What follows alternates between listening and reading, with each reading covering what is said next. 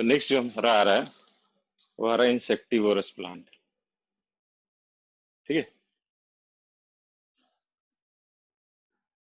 तो insectivorous plant क्या होते हैं? ये ऐसे प्लांट होते हैं, ये ऐसे प्लांट होते हैं कि जो नाइट्रोजन डेफिशिएंट सॉइल में ग्रो करते हैं। ऐसा सॉइल जिसमें नाइट्रोजन का अमाउंट क्या होता है, क्या हो रहा है,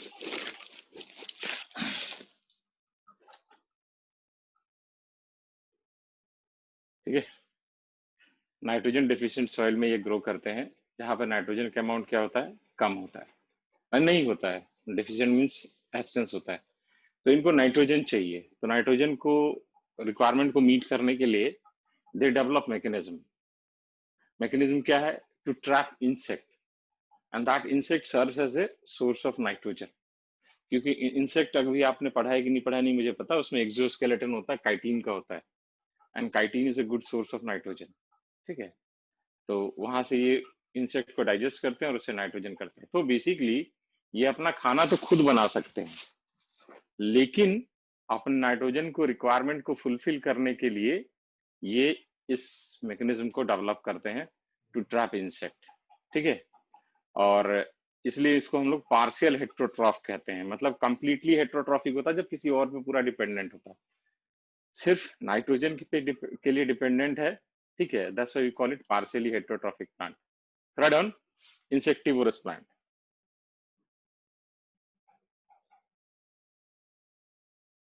Are those plants are those plants which grow in which grow in nitrogen deficient soil, which grow in nitrogen deficient soil in order to in order to meet its nitrogen requirement. In order to meet its nitrogen requirement, it develops mechanism it develops mechanism to trap insect. It develops mechanism to trap insect, which serves as source of nitrogen, which serves as source of nitrogen. They are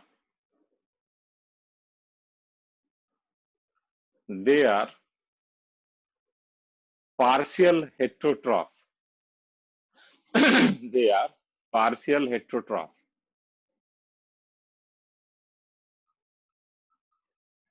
They are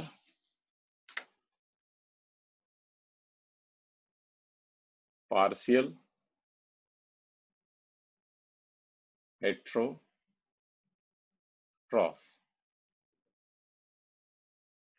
मैंने ये बोला था कि जो nitrogen से अगर जो nitrogen की जरूरत है तो नाइट्रोजन डेफिशिएंट सॉइल में वो उसका हैबिटेट है, जिस हैबिटेट में ग्रो करता हुआ नाइट्रोजन नहीं होता।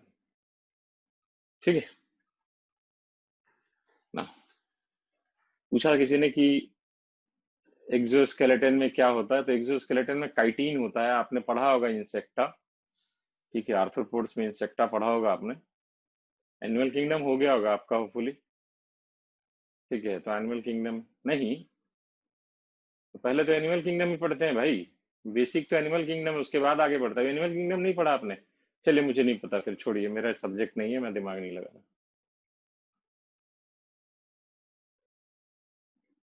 चलिए छोड़िए, मेरे को दिमाग नहीं लगाना, मेरा बॉट नहीं है। ठीक है, they are partial heterotroph. Example लिख लीजिए।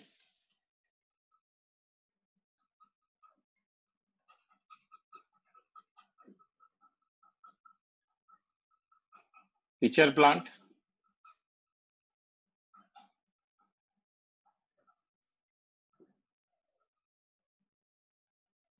ब्लडरवर्ट,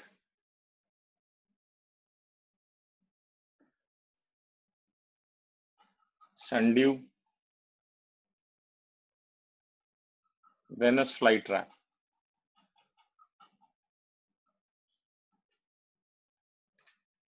ठीक है। साइंटिफिकली इसको कहते हैं नेपेंथस, इसको कहते हैं Utricularia, sundew is Dionaea, and Venus flytrap is, नाम कैसे याद नहीं है, चलो बता दूंगा, अभी थोड़ी देर में याद आ जाएगा। ठीक है।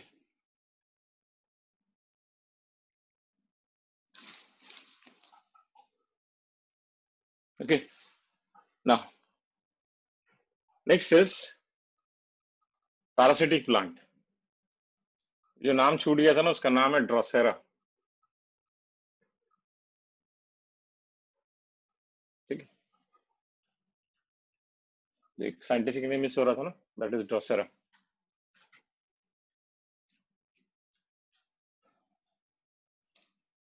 नेक्स्ट हेडिंग इज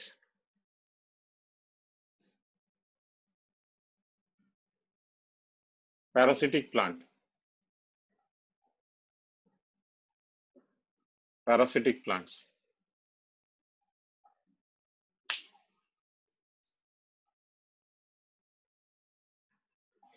क्या दिख नहीं रहा है क्या? जूम होता होगा यार, देख लो अभी, देख लेना, चेक कर लेना, क्रॉस चेक कर लेना। Next is parasitic plant, Nepenthes, Nepenthes. Next is parasitic plants. Parasitic plants क्या होते हैं? पैरासाइट्स बेसिकली होते क्या है? मुफ्त में खाना, मुफ्त में रहना। ठीक है, पैरासिटिज्म क्या है? मुफ्त में खाना, मुफ्त में रहना। तो पैरासिटिक प्लांट वो प्लांट होते हैं जो अदर प्लांट पे डिपेंडेंट होते हैं for fooding and lodging, free fooding and free lodging. Are those plant, are those plant which are dependent upon, are those plant which are dependent upon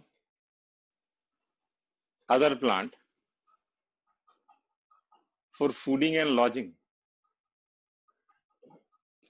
are those plant which are dependent upon other plant for fooding and lodging. तो LODGING, खाना और रहने के लिए, laws, lodging, LODGING। ठीक है ना। तो ये जो पैरासिटिक प्लांट होते हैं उनको हम लोग दो कैटेगरी में डिवाइड करते हैं, एक होता है टोटल पैरासाइट, एक होता है पार्शियल पैरासाइट।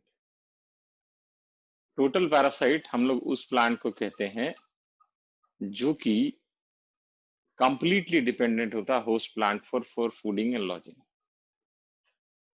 पार्शियल पैरासाइट हम लोग उस प्लांट को कहते हैं जो होस्ट प्लांट पे जो डिपेंडेंट होता है ओनली फॉर एसेंशियल न्यूट्रिएंट। जो कंप्लीटली डिपेंडेंट है वो टोटल पैरासाइट हो गया, जो सिर्फ एसेंशियल न्यूट्रिएंट के लिए। एक्टो एंडो यहाँ नहीं पढ़ना है, ठीक है, एक्टो एंडो पैरासाइट यहाँ नहीं पढ़ना, वो हम लोग इकोलॉजी में पढ़ेंगे 12th में। ठीक है ना। Third on parasitic plant is broadly divided into two different types. Parasitic plant is broadly divided into two different categories. That is two different categories. That is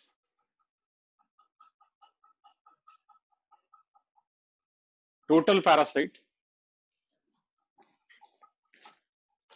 which is completely dependent upon host plant. Total parasite, which is completely dependent upon host plant, and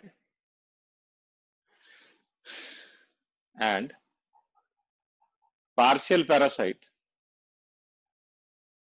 and partial parasite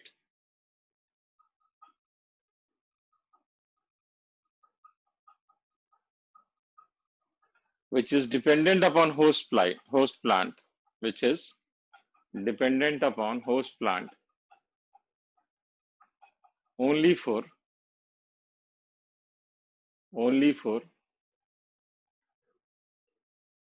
certain essential nutrient. only for certain essential nutrient. देखिए ना, तो ये जो parasite होते हैं या तो ये स्टेम पे हो सकते हैं या रूट पे हो सकते हैं, ठीक है।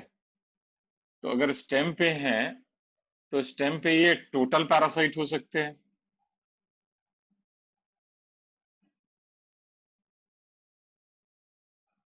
तो इसका एग्जाम्पल है कस्कूटा, ठीक है, या फिर पार्शियल पैरासाइट हो सकते हैं, इसका एग्जाम्पल है लॉरेंथस एंड विस्कम।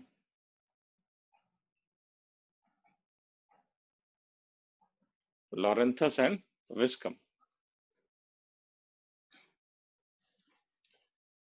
स्टेम पे total parasite is Cuscuta and partial parasite is Loranthus and Viscum. Stem पे ग्रो करता है, अटैच होता है, हाँ, उसी से न्यूट्रिशन विड्रॉ करता है, ठीक है। या फिर रूट में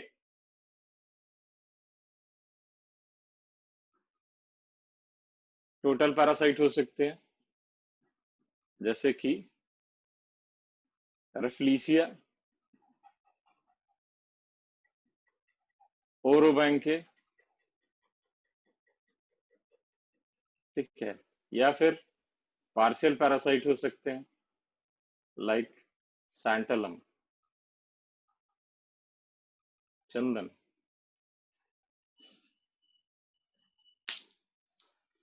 नेक्स्ट हेडिंग, अब हम लोग टॉपिक पे आते हैं, ठीक है ना। अब जो चैप्टर है उस पे आते हैं, तो हमें मॉर्फोलॉजी में क्या क्या पढ़ना है, तो हमें रूट पढ़ना है, स्टेम पढ़ना है, लीफ पढ़ना है, ठीक है, इन्फ्लोरेसेंस पढ़ना है, फ्लावर पढ़ना है, उसके बाद हमें फ्रूट पढ़ना है, फिर सीड पढ़ना है, फिर 3 फैमिलीज पढ़ने हैं, ठीक है। इंपॉर्टेंट चैप्टर में पहले ही बोल चुका हूँ ये, ठीक है। तो write down, first heading is root.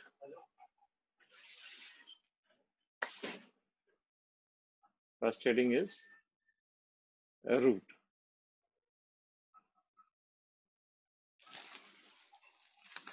Okay.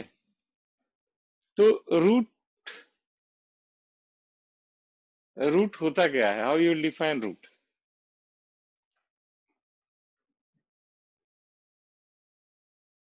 How you define root?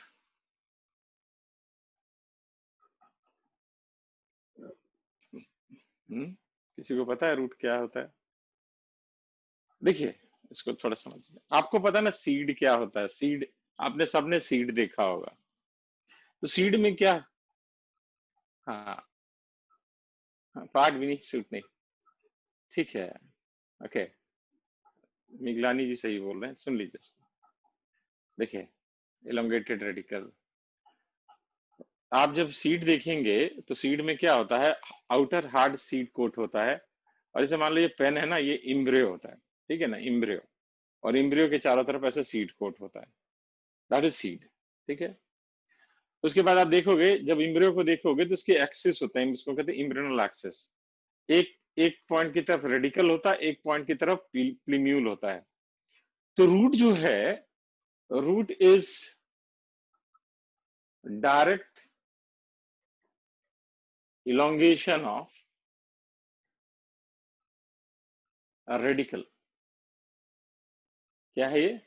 It is direct elongation of radical and we call it primary root, ठीक है। अब ये जो प्राइमरी रूट है, this primary root shows branching, तो फिर secondary root, tertiary root develop होगा, और ये primary, secondary and tertiary root जो है सारे एक साथ मिलके क्या बना देंगे, टैप रूट सिस्टम, ठीक है, जो कि हमें डाइकॉट में दिखता है, ठीक है। तो root is direct elongation of radical, ठीक है, it is referred as primary root, and this root shows branching, that is secondary, tertiary, and this primary, secondary, tertiary root together forms taproot system, which is present in dicot. अगर आप monocot को देखोगे, ठीक है, in case of monocot primary root is short lived, primary root is short lived, ठीक है। तो फिर क्या द रूट नहीं होता है? क्या होता है? Then what happens from base of stem fibrous root system develops, ठीक है। ये बहुत इंपॉर्टेंट पॉइंट है, ठीक है। तो क्या होता है कि मोनोकॉट में प्राइमरी रूट जो होता है वो शॉर्ट लिव्ड होता है, and from the base of stem fibrous root system develop. पूछा गया था इस बार का, आप नीट का पेपर देखिएगा कि बेस ऑफ रूट स्टेम से जो रूट डेवलप होता है उसको क्या कहते हैं? इसको हम लोग फाइब्रस रूट सिस्टम कहते हैं। Third one, root is direct elongation of, root is direct elongation of, root is direct elongation of a radical. It is known as primary root. It is known as primary root.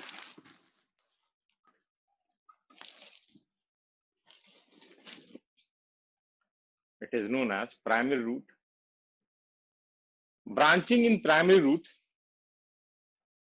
branching in primary root results in development of, branching in primary root results in development of secondary and tertiary root, secondary and tertiary root that together forms, that together forms, that together forms taproot system, that together forms taproot system, as in case of, as in case of dicot, as in case of dicot, ठीक है। Next point लिखिए, in case of monocot, in case of monocot primary root is short lived, primary root is short lived,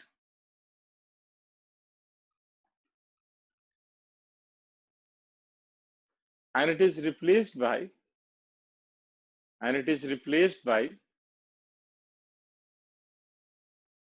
fibrous root system, it is replaced by fibrous root system which develops from, which develops from, in case of monocot primary root is short lived, short lived, short lived, and it is replaced by fibrous root system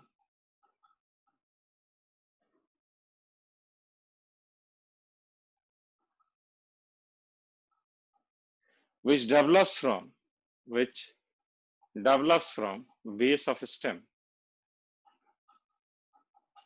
which develops from base of stem, ठीक है। Next point लिख लिया, अगले लिखिए,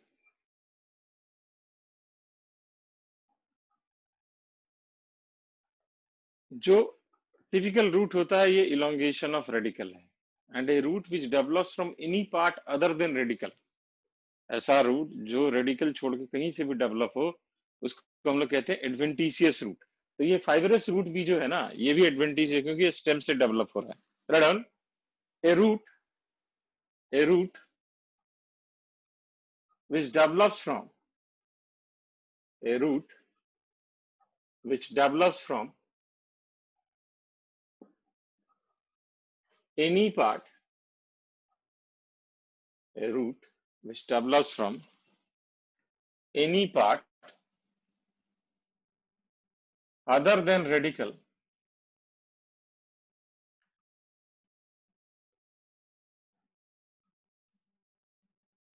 a root which develops from any part other than radical is known as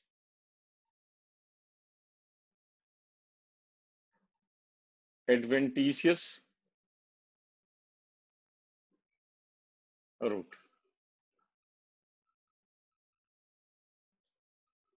A root which develops from any part other than radical is known as adventitious root. ठीक है,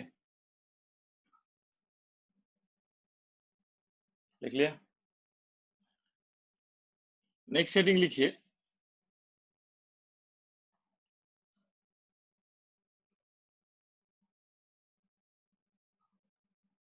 different regions of root. Different regions of root.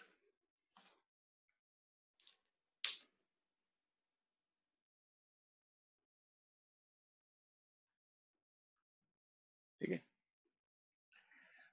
तो इसको पहले समझ लीजिए, अगर समझ में जब आ जाएगा तो बहुत आसान है। देखिए, हम रूट को ना 4 डिफरेंट रीजन्स में डिवाइड करते हैं। ठीक है, कौन कौन सा रीजन है? पहला है हमारा रूट कैप, दूसरा है हमारा मेरिस्टेमेटिक जोन,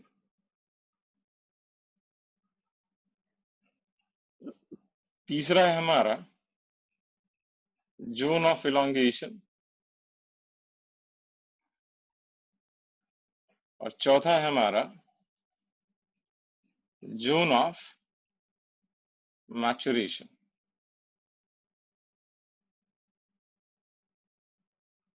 ठीक है,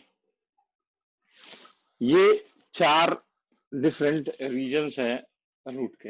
अब हम इसका डायग्राम देखते हैं। ठीक है,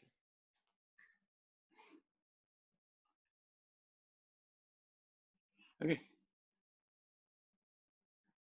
ये हमारा रूट कैप है। ठीक है, few millimeter above this root cap से थोड़ा ही ऊपर वी हैव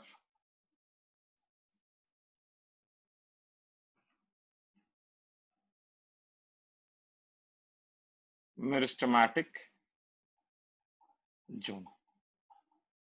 ठीक है, देन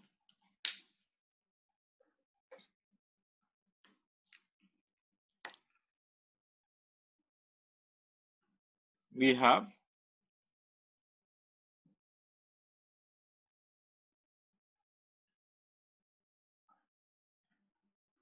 zone of elongation। ठीक है, और then finally we have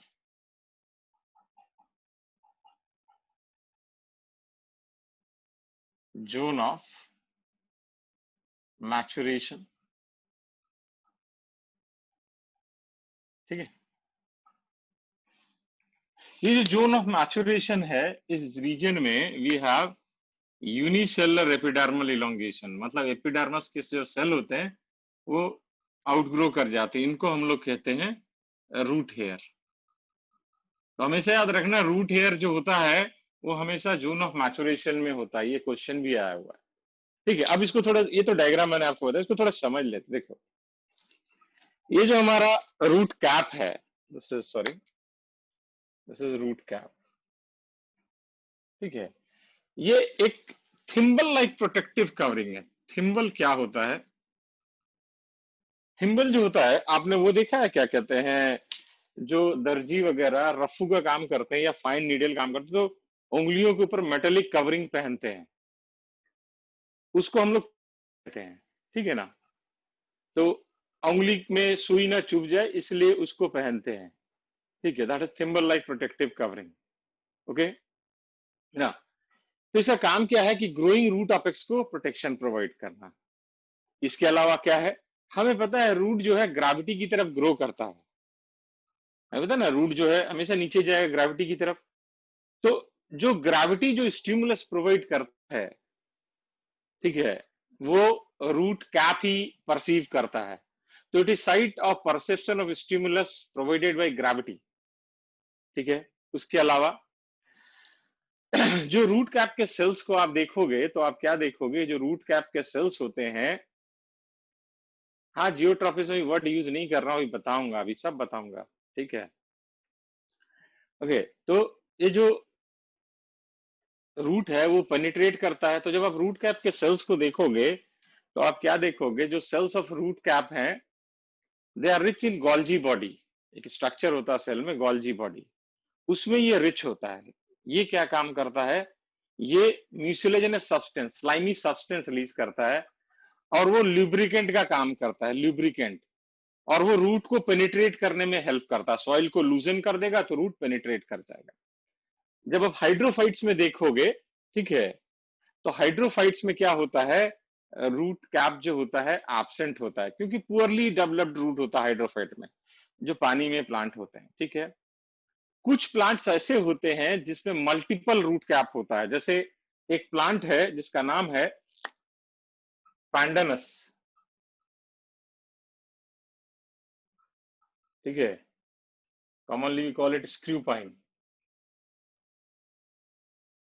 इसमें क्या होता है, मल्टीपल रूट कैप होता है, मल्टीपल रूट कैप। ठीक है, तो राइट डाउन, ये लिख लिया, root is divided into 4 different zones, ये लिखवा दिया मैंने, ये लिखवा दिया, root is divided into 4 different zones. लिखिए, root is divided into, root is divided into 4 different regions, root is divided into 4 different regions. ठीक है, that is first root cap, first लिखिए रूट कैप, सेकंड लिखिए meristematic zone, second लिखिए meristematic zone,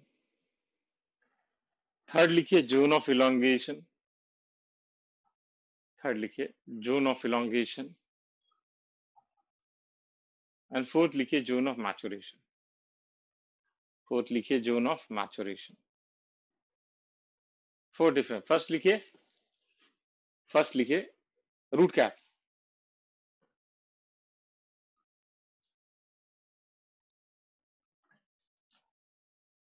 first लिखिए root cap, done.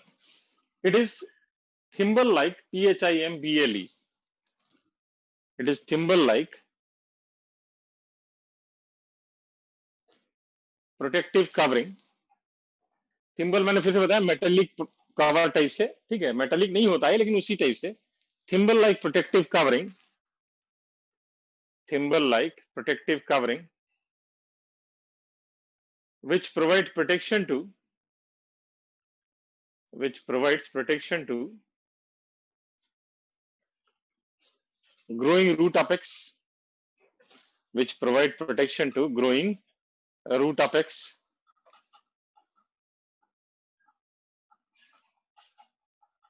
ठीक है, next point लिखिए, it is site of perception of gravity.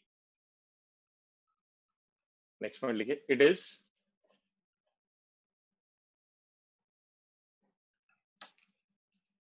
site of perception of gravity। ठीक है, next point लिखिए, cells of root, next point लिखिए, cells of root cap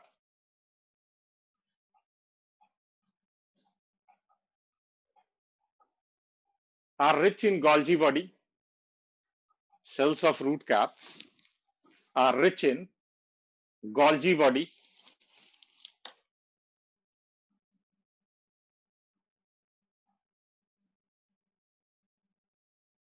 which secretes mucilaginous which secretes mucilaginous substance, which secretes mucilaginous substance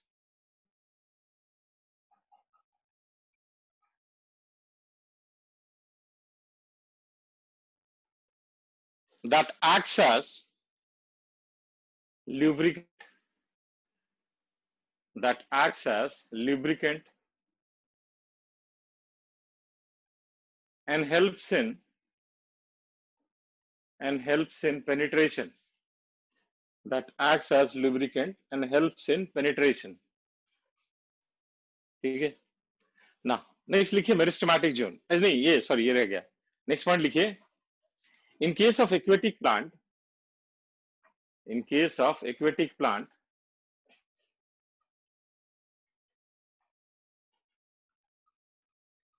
root cap is poorly developed or absent.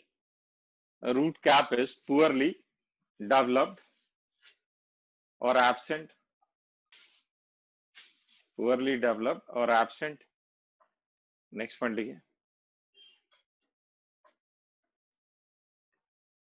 in case of pandanus or screw pine, in case of pandanus, Pandanus, pandanus or screw pine,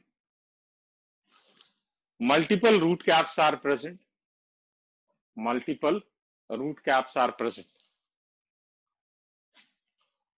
In case of screw pine or pandanus,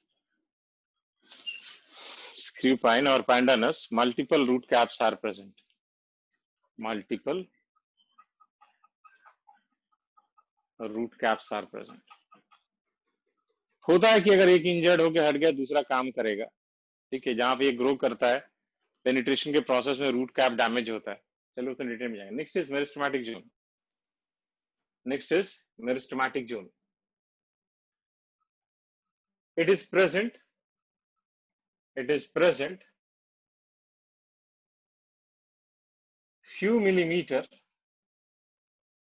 it is present few millimeter above the root cap,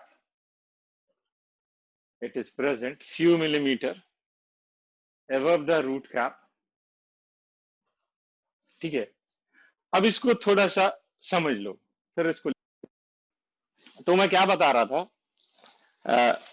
ये जो zone meristematic zone है, ठीक है, यहाँ पे जो sales होते हैं उनके कुछ फीचर्स होते हैं, वो फीचर्स पहले समझ लो फिर उसके बाद उसको लिख लेंगे। देखो पहला क्या होगा, यहाँ पे भी जो भी सेल होंगे ना वो एक्टिवली डिवाइडिंग होंगे, ठीक है। दूसरा क्या होगा, क्लोजली पैक्ड होंगे, कोई भी उनके बीच में इंटरसेलुलर स्पेस नहीं होगा, नो इंटरसेलुलर स्पेस, ठीक है। देन आप क्या देखोगे, थिन सेलुलोजिक सेल वॉल होगा, जो सेल वॉल होगा वो थिन होगा और सेलुलोजिक होगा। फोर्थ आप क्या देखोगे, large number of plasmo sorry desmatal connection होगा, ठीक है। प्लाज्मोडेस्मेटल कनेक्शन क्या होता है, जैसे एक प्लांट सेल है मान लो और ये दूसरा प्लांट सेल है, तो इनके बीच में एक ट्यूबुलर कनेक्शन होता है, इसी को प्लाज्मोडेस्मेटा कहते हैं, हम लोग सेल वाले चैप्टर में पढ़ेंगे। तो here you will observe large number of plasmodesmatal connection. Then जो सेल्स होंगे वो आइसोडायमेट्रिक होंगे।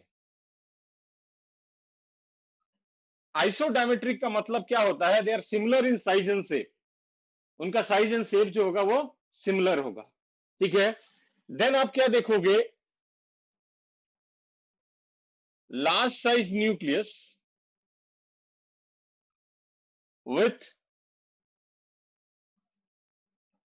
डेंस साइटोप्लाज्म,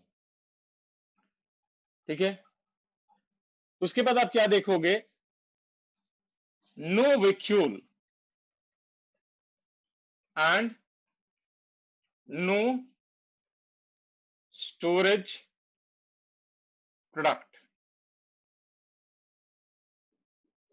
ठीक है ना, तो यहाँ पे कोई वैक्यूल होगा, जबकि प्लांट सेल का कैरेक्टरिस्टिक फीचर होता है कि वैक्यूल का प्रेजेंस, और कोई भी स्टोरेज प्रोडक्ट नहीं होता, तो no vacuole and no storage product. तो ये 7 फीचर्स आपको दिखेंगे उन सेल्स में जो इस रीजन में प्रेजेंट है, मेरिस्टेमेटिक जोन में। ठीक है, तो write down meristematic zone, it is present few millimeter above the, मतलब सेल एक्टिवली डिवाइड कर रहे हैं, मतलब अपने आप डिवाइड करते जा रहे हो, रेगुलर डिवाइड करते रहेंगे, इनका डिवीजन रुकेगा नहीं, एक्टिवली डिवाइडिंग है। ठीक है, right on meristematic zone present few millimeter above the root cap, present few millimeter above the root cap, present few millimeter above the root cap. Cells present in this region, cells present in this region shows following features. Cells present in this region shows following features: actively dividing, second, closely packed,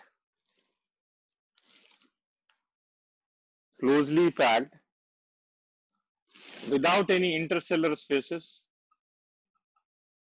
closely packed without any intercellular spaces. ठीक है, next, cells have thin cellulosic cell wall, cells have thin cellulosic cell wall,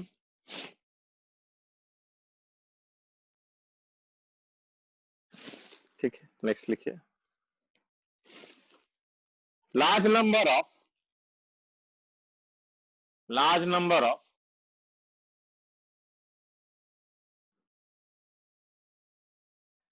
plasmodesmatal connections are present,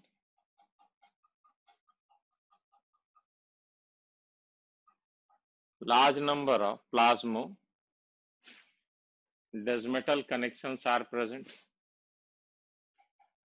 next point लिखिए,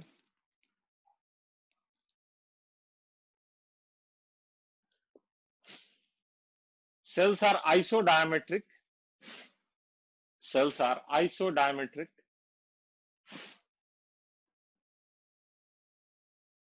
that is similar in size and shape,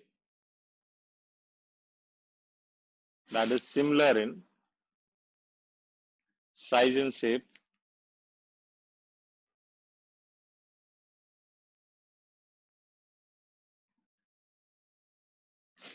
Next,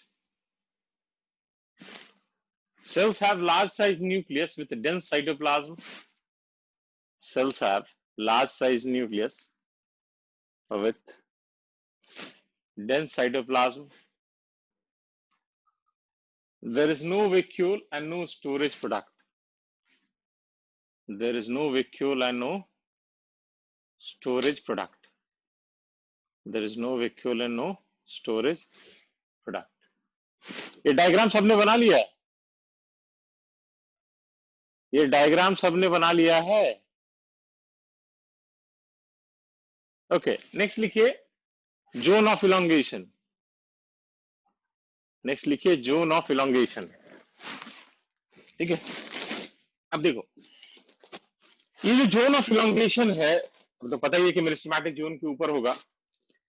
यहाँ पे जो cells present है उनके क्या features होंगे, तो दो इंपॉर्टेंट फीचर है। ठीक है, जो जोन ऑफ इलोंगेशन में सेल प्रेजेंट है उनके दो इंपॉर्टेंट फीचर है। पहला फीचर क्या है, देखो किसी भी प्लांट सेल को इलोंगेट अगर करना है तो अंदर से प्रेशर आना चाहिए, अंदर से प्रेशर आएगा तो सेल इलोंगेट करेगा। ठीक है, ओके ना, तो अंदर से प्रेशर आने के लिए क्या होगा कि अंदर कंटेंट आना चाहिए, और वो कंटेंट कहां स्टोर होगा, वैक्यूल में होगा। मतलब कि जो भी सेल इस रीजन में प्रेजेंट है जोन ऑफ इलोंगेशन में, it will show high degree of vacuolization, that is large size vacuole is present. ठीक है, पहला चीज. अब जब सेल इलोंगेट करेगा यहां पे, तो सेल का कंटेंट जो है वॉल पे प्रेशर एग्जर्ट करेगा. इस रीजन में तो प्राइमरी सेल वॉल है सेलोजिक, थिन सेलोजिक. तो यहां पे क्या होगा, क्योंकि प्रेशर अंदर से बढ़ रहा है, सेल इलोंगेट कर रहा है, तो there is development of secondary cell wall. ठीक है, तो दो करेक्टर है यहाँ पे सेल के कि हाई डिग्री ऑफ वेक्यूलाइजेशन, क्योंकि वो इलोंगेशन में हेल्प करेगा. इलोंगेट हो रहा है तो सेल के वॉल पे प्रेशर आ रहा है. ठीक है, तो उसको क्या है कि वहां पे सेकेंडरी सेल वॉल का डेवलपमेंट होगा. तो नेक्स्ट पॉइंट लिखिए, zone of elongation. Cells present in this region, cells present in this region shows following two features. First, high degree of vacuolization.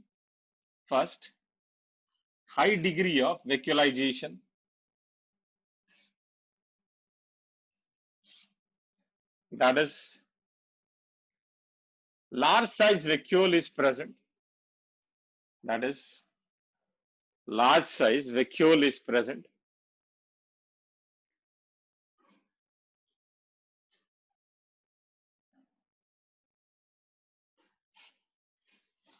Second,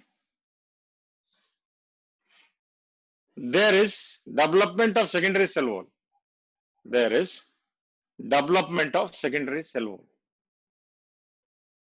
ठीक है, अब आता है हमारा zone of maturation.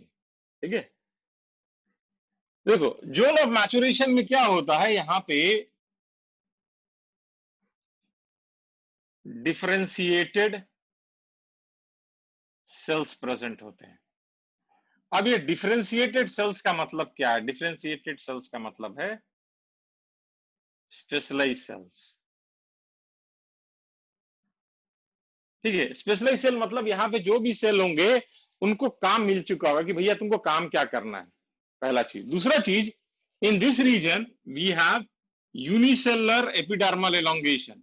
Unicellular epidermal elongation which is known as root hair. और इसका काम क्या है? It increases surface area of absorption. ठीक है, वाटर मिनरल को एब्जॉर्ब करने में हेल्प करता है. Right on. Zone of maturation. In this region differentiated cells are present. In this region differentiated cells are present. That is specific function is assigned to them. Specific function is assigned to them.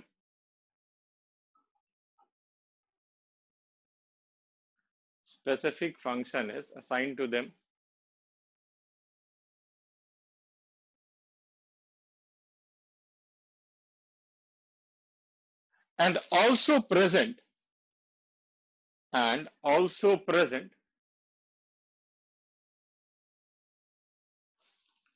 unicellular epidermal elongation, and also present unicellular epidermal elongation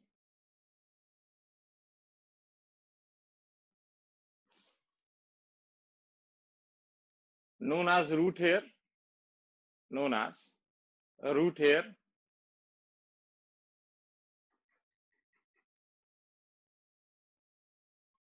which increases the surface area of absorption.